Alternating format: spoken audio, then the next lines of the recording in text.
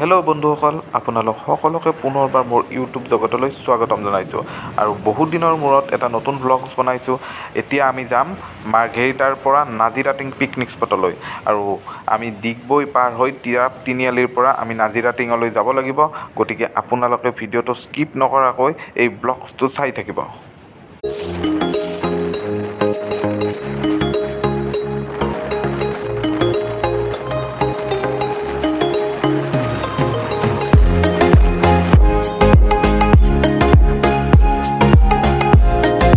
বন্ধুসকল, অৱশেষত আমি মাৰ্ঘেৰিটাৰ পৰা ডিগবৈ পাৰ হৈ নাজিৰাটিং পিকনিক স্পট আহি পালোহি। আৰু এয়া আমি নাজিৰাটিং পিকনিক স্পট পালোহি। আৰু এতিয়া মই বৰ্তমান উপস্থিত আছোঁ ডিব্ৰু ওলমা দলংখনৰ সন্মুখত। আৰু এইখন শ্ৰীযুত ৰামেশ্বৰ তেলী ডাঙৰীয়াই, চুৰেণ ফুকন ডাঙৰীয়া, যিজন ডিগবৈ সমষ্টিৰ সন্মানীয় বিধায়ক, তেখেতৰ উপস্থিতিত মানে শুভ উদ্বোধন কৰিছিলে। এয়া আপোনালোকক এতিয়া ডিব্ৰু ওলমা দলংখন দেখাবলৈ লৈছোঁ।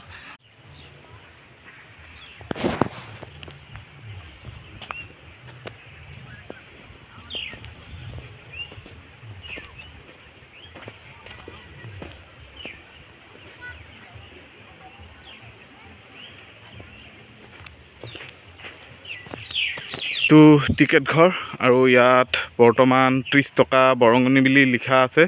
আৰু জানিবলৈ পাইছোঁ যে 1, 2, 3 জানুৱাৰীত ইয়াত তিনিদিনীয়াকৈ মহোৎসৱ আয়োজন কৰিছে, য'ত গীতাঞ্জলি দাস, অসমৰ হাৰ্টথ্ৰব জুবিন গাৰ্গে গীত পৰিৱেশন কৰিব। গতিকে 1, 2, 3 তাৰিখে আপোনালোকেও নাজিৰাটিং পিকনিক স্পটলৈ আহিব পাৰিব।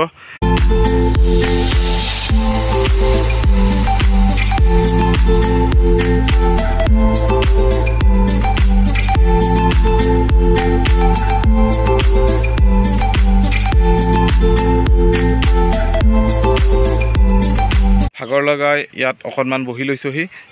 ওলমা দলংখনৰ ঠিক সন্মুখতে আমি বৰ্তমান আছোঁ। আৰু মোৰ বন্ধু পৱনে তলৰ পিনে ভিডিঅ' বনাই আছে, আৰু মই ভাগৰ লগাই অকণমান এইখিনিত অকণমান জিৰণি চৰা হিচাপে বনাইছে, ইয়াতে বহি লৈছোঁ। আৰু ইয়াৰ পিছৰ অংশখিনি আপোনালোকক দেখাই থাকিম, পিকনিক স্পটটোতনো কি কি আছে।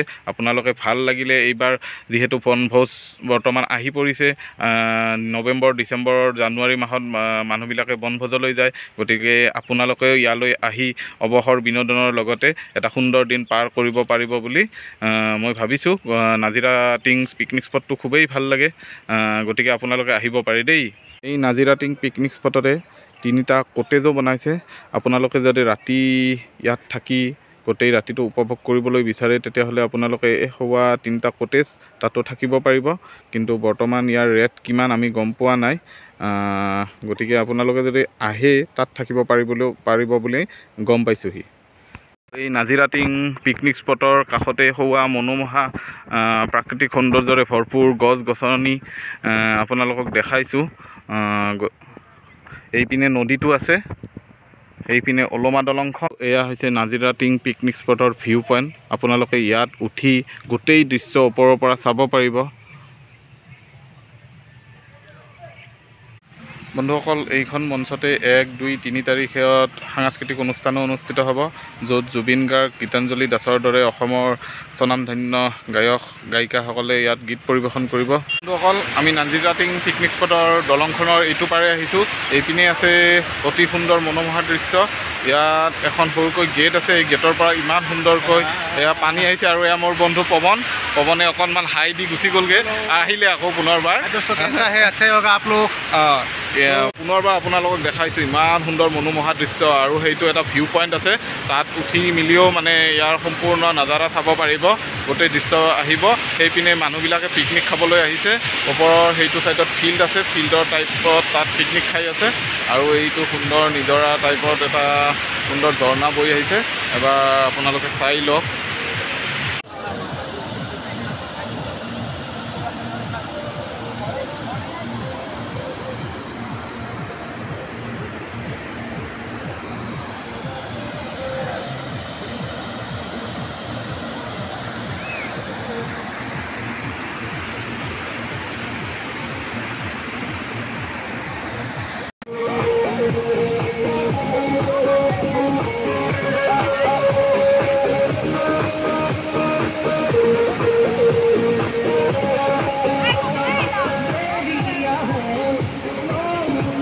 ইয়াত মাছ মাৰিবলৈও জাল লৈ আহিছে।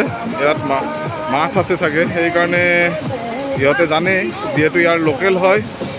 আৰু এইপিনে মানুহে পিকনিক খাই আছে।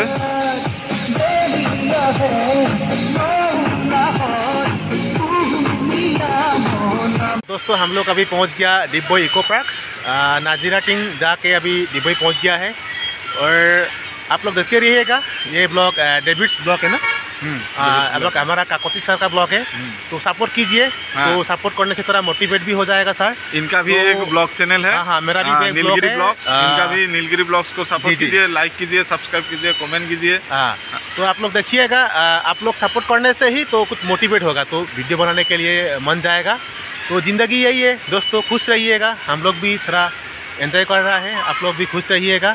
तो लाइफ में कुछ भी नहीं है, और जो है आपके पास उसमें भी खुश रहना चाहिए। तो हम लोग भी यही है, थोड़ा एंजॉय कर रहा है। आज थोड़ा घूमने के लिए आएगा, दोस्त के घर में भी गया था। एक मिनट इसके बाद हम एक दिन यहाँ डिगबोई इको पार्क में आएंगे। डिगबोई इको पार्क पूरा दिखाएंगे, कैसे आना पड़ेगा, कहाँ पे गाड़ी रुकाना पड़ेगा। शाम भी हो गया, शाम हो गया, अंदर होने वाला है। अंदर तक जाने नहीं दे रहा है, हम थोड़ा बाहर में हूँ अभी। आज ठंडा भी बहुत है। तो ब्लॉक अच्छा है। नाजीरा टिंग के लेके इको पार्क से लेके मैगटा तक की होगा। तो अभी हमारा काकोती सर एक गाना गाने वाला है, तो देखिएगा। रातिर बुकुत देखा पालू तुमार छवि, धरा दिला गोपने आही हियार कोणत, तुमी जे मोर শুকান মনত নিয়ৰৰে চেঁচা টোপাল নামি অহা ৰ'দৰে নৈ মোৰ দেহৰ প্ৰতি পুৱা ধুমুহাৰ হতে মোৰ বহু যুগৰে নাচোন। হ'ব আৰু তো अभी मैं অকমান গাই দিম আছামিজ সং। এখন ফুলেৰে মালা গুঠিব নোৱাৰি, অকলহৰে জীৱন কটাব নোৱাৰি অ জান। আৰু এটা হিন্দী গাই দিম ন। तेरे नजरों में तेरे सपनों में नाराजी, मुझे लगता है न बातों दिल की लफ्ज़ोबाजी, धोखेबाजी, तुम साथ हो या ना हो क्या जिंदगी बेदर्द थी, जिंदगी में तू ही हो अगर तुम साथ हो। तो दोस्तों यही है, थोड़ा एंजॉय किया। गानটো ভালকৈ গাবলৈ জনা নাই, অলপ দিছোঁ আৰু আপোনালোকে চাই থাকিব।